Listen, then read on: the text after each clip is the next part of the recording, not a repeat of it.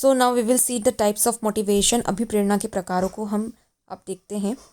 अभिप्रेरणा के कई प्रकार होते हैं। So there are many types of motivation, but आपके सिलेबस में जो मेन 2 टाइप्स है उसको हम देखेंगे। So there are 2 main types of motivation according to the syllabus, and that is the financial motivation which is also known as financial incentives, and second is the non-financial motivation which is also known as non-financial incentives। ठीक है, तो अभिप्रेरणा या प्रोत्साहन के 2 प्रकार है, एक वित्तीय प्रोत्साहन और एक गैर वित्तीय प्रोत्साहन। इसे अब हम देखते हैं डिटेल में। Now we will see financial incentives. So the first financial incentive is the pay and the allowances, that means your salary, basic salary. So for every employee, salary is the basic monetary incentive for which he is working. A basic salary also includes some of the allowances like dearness allowances, that means महंगाई भत्ता. There may be increment in the salary, allowances and other incentives based on some of the policies of the organization. For example, organization may decide to increase the salary and other allowances on the basis of the seniority in the organization, or organization may decide increment in the salary and other allowances on the basis of the performance done by the employees. The next incentive is productivity linked incentives. That means here the incentives are given to the employees based on the production. If the employee is efficient and produce more, he will get more incentives, and if he is inefficient, produce less than the average production, then he will get less incentives. For example, the production department of an organization has given the target of producing 10 chairs in a day to each employee. Then in a single day, if the worker is able to produce the 10 chairs, then he will get extra wages, and if he is not able to produce the 10 chairs, then he will get less wages. So here the wages are based on the production. More they produce, more wages they will get, and less they produce, they will get less wages. The aim of this type of wages or incentive system is to increase the production. So the next financial motivation or the financial incentive is bonus. Bonus is anything that is extra apart from the basic salary. Something extra which is given over the basic salary. Some organization gives the bonus on the basis of the production. Some organization do not give the bonus monthly, but they give the bonus once in a year or 2 times in a year on the occasion of some festivals or on the occasion of extra seasonal sales. Many employees work in the organization for a longer period of time to get the retirement benefits. Retirement benefits includes pension, provident fund and gratuity. Retirement benefits gives security to the employees who are working in the organization for a longer period of time after their retirement. It gives financial security when they are not in the organization, when they are not able to work after the retirement. Gratuity refers to the amount that an employer pays to his employee. That means the company pay to his employee in return of the services offered by the employee. However, it is to be noted that company pays the gratuity amount to the employee only when the employee is working in the company at least for the 5 year or more. That means if the employee has not completed the 5 year of services, then he is not eligible for the gratuity amount. It can be paid before the 5 years in the specific cases, like if the employee is disabled in an accident or due to some diseases. The next financial motivation or financial incentives is perquisites. They are also known as fringe benefits. These are some extra benefits which are given over the salary and other bonuses and allowances. For example, insurance facilities provided by the employer to the employee, medical aid, education facility to the children of the employee, traveling facilities, housing facilities provided to the employees. These are some example of the perquisites. चलिए हिंदी में देखते हैं आप। तो हम वित्तीय प्रेरणा देख रहे हैं, जिसे हम फाइनेंशियल मोटिवेशन कहते हैं, वित्तीय प्रोत्साहन। तो वित्तीय प्रोत्साहन में पहला हमारा जो प्रोत्साहन दे रखा है वो है वेतन और भत्ते। आप सभी को पता है कि कोई भी कर्मचारी कार्य वेतन के लिए करता है। तो वेतन जो होता है वो एक आधारभूत फाइनेंशियल या हम बोलेंगे वित्तीय सहायता होती है।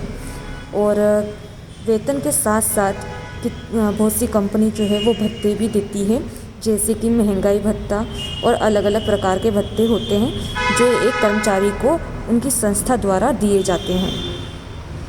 इसके बाद ये चीज़ यहाँ और एक चीज़ नोट करनी है आपको। ये वेतन होता है, ये वेतन में जो इंक्रीमेंट होते हैं, वेतन जो है उसको बढ़ाया जाता है।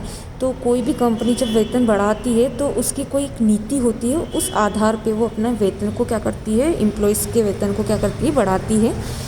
जैसे कि कई कंपनियां और कई ऑर्गेनाइजेशंस में ऐसा होता है कि वेतन जो है सीनियरिटी वाइज बढ़ता है।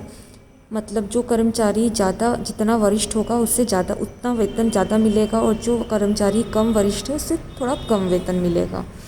और कई कंपनियों में जो होता है वेतन वो प्रदर्शन के आधार पर दिया जाता है। जिसका प्रदर्शन ज़्यादा अच्छा होता है उससे ज़्यादा वेतन दिया जाता है, जिसका प्रदर्शन ज़्यादा अच्छा नहीं होता है उससे कम वेतन मिलता है। तो हर कंपनी की अलग अलग नीति होती है वेतन और भत्ते के लिए, जो कि कर्मचारियों को दिए जाते हैं।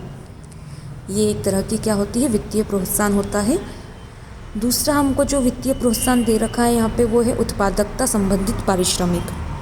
ठीक है, नाम से आपको समझ पड़ेगा कि उत्पादन के आधार पे क्या होता है, यहाँ पारिश्रमिक दिया जाता है। मैंने अभी एक एग्जाम्पल दिया था कि मान लीजिए किसी संगठन में या मान लीजिए कि उत्पादन विभाग में जो है टारगेट दिया गया है कर्मचारियों को कि उनको क्या करना है, 10 कुर्सियां बनाना है एक दिन के अंदर, और हर एक कर्मचारी को क्या करना है, 10 कुर्सियां एक दिन के अंदर बनाना है। तो ये क्या दिया गया, उनको एक लक्ष्य दिया गया है उत्पादकता के लिए। अब जो कर्मचारी 10 कुर्सियाँ बना लेगा या 10 से ज़्यादा बना लेगा तो उसको क्या मिलेगा, एक्स्ट्रा बोनस मिलेगा या एक्स्ट्रा कुछ मनी मिलेगा, एक्स्ट्रा वेजेस मिलेंगे, मतलब कुछ ज़्यादा मजदूरी मिलेगी। और जो नहीं बना पाएगा उसको कम मजदूरी मिलेगी। तो यहाँ जो मजदूरी मिली है, मतलब जो पारिश्रमिक मिला है, वो किसके आधार पर मिला है, उत्पादन के आधार पर मिला है। इस प्रकार का जो वित्तीय प्रोत्साहन होता है ये उत्पादकता को बढ़ाने के लिए दिया जाता है। तीसरा हमारा जो है वित्तीय प्रोत्साहन वो है बोनस। ठीक है, जिससे हम अधिलाभांश भी कहते हैं। सैलरी और वेतन भत्ते ये सब तो आमतौर पे हर महीने हर माह मिलता है कर्मचारियों को, उनके कार्य के लिए, उनका जो समय वो संस्था को देते हैं उस चीज़ के लिए। बोनस और अधिलाभांश जो होता है वो वेतन के ऊपर दिया जाता है। बोनस और अधिलाभांश जरूरी नहीं है कि हर माह दिया जाए। कई कंपनियां बोनस साल भर में 1 या 2 बार देती है। कई कंपनियां बोनस जो है किसी फेस्टिवल पर, किसी त्योहारों पे देती है। और कुछ कंपनियां जो है वो जो सेल का जो सीज़न होता है, विक्रय का जो सीज़न होता है, उसके आधार पे बोनस देती है। इसके बाद हमारा जो दूसरा है वित्तीय प्रेरणा या प्रोत्साहन वो है सेवानिवृत्ति के लाभ। बहुत से जो कर्मचारी होते हैं वो एक संस्था में सालों तक कार्य करते हैं, और कई कर्मचारी सालों तक कार्य इसलिए भी करते हैं क्योंकि उन्हें सेवानिवृत्ति के लाभ लेना होते हैं। सेवानिवृत्ति के जो लाभ होते हैं वो कर्मचारी को सेवा से निवृत्त होने के बाद मिलते हैं। जब लंबे समय तक कंपनी के साथ वो कार्य करते हैं और उसके बाद जब वो रिटायर होते हैं, सेवानिवृत्त होते हैं, तब उसके बाद उन्हें ये लाभ दिए जाते हैं। सेवानिवृत्ति के लाभों में पेंशन, प्रोविडेंट फंड और ग्रेच्युटी शामिल है। ये सारी चीज़ें जो है सेवानिवृत्त होने के बाद जो कर्मचारी है उन्हें मिलती है। यहाँ अब मैं आपको बता दूँ, पेंशन, प्रोविडेंट फंड तो शायद आपने सुना होगा, लेकिन ग्रेच्युटी क्या होती है ये भी मैं आपको बता देती हूँ। ग्रेच्युटी जो होती है वो कंपनी अपने जो कर्मचारी हैं उनको देती है, क्योंकि वो एक लंबे समय तक क्या कर रहे हैं, कंपनी में अपना समय दे रहे हैं, कंपनी को अपनी जो है सेवाएं दे रहे हैं। यहाँ पे आपको एक बात का ध्यान रखना है कि ग्रेच्युइटी जो होती है वो किसी भी कर्मचारी को 5 वर्ष पूर्ण होने के बाद ही मिलती है। अगर कर्मचारी ने कंपनी में 5 वर्ष तक अपनी सेवाएं नहीं दी या 5 वर्ष पूर्ण नहीं करे हैं तो ग्रेच्युइटी उसे नहीं मिलती है। कुछ ऐसे केसेस होते हैं, कुछ विशेष ऐसे केसेस होते हैं जिसमें ग्रेच्युइटी का अमाउंट 5 साल के पहले कई बार कर्मचारियों को दे दिया जाता है। जैसे कि अगर कोई कर्मचारी डिसेबल हो जाता है या फिर हैंडीकैप या विकलांग हो जाता है किसी एक्सीडेंट वगैरह में या किसी बीमारी के कारण वो डिसेबल होता है, तो ऐसे कुछ विशेष केसेस में ग्रेच्युइटी जो है उसे दे दी जाती है कंपनी द्वारा 5 वर्ष के पहले। दूसरी वित्तीय प्रेरणा या प्रोत्साहन हम बोलेंगे तो वो है अनुलाभ। अनुलाभ जो होती है कुछ सुविधाएं होती है जो कि कर्मचारियों को कंपनी द्वारा दी जाती है। अलग अलग कंपनी अलग अलग प्रकार की सुविधाएं अपने कर्मचारियों को देती है। जैसे कुछ कंपनी रहने की, हाउसिंग की सुविधा देती है, घर की सुविधा देती है। कुछ कंपनियां इंश्योरेंस करवा के देती है अपने एम्प्लॉइज़ का। कुछ कंपनियां जो है शिक्षा के लिए सुविधा देती है। तो इस टाइप की कंपनियां जो है कर्मचारियों के जो बच्चे होते हैं उनकी शिक्षा का खर्चा उठाती है। इस प्रकार कई सारी जो है सुविधाएं कंपनियां देती है। हर कंपनी की अलग अलग नीति होती है, उस नीति के अनुसार ही कंपनियां इस प्रकार की सुविधाओं को कर्मचारियों को उपलब्ध करवाती है। तो हमने वित्तीय प्रोत्साहन देखे जिसको हम वित्तीय प्रेरणा भी बोलते हैं।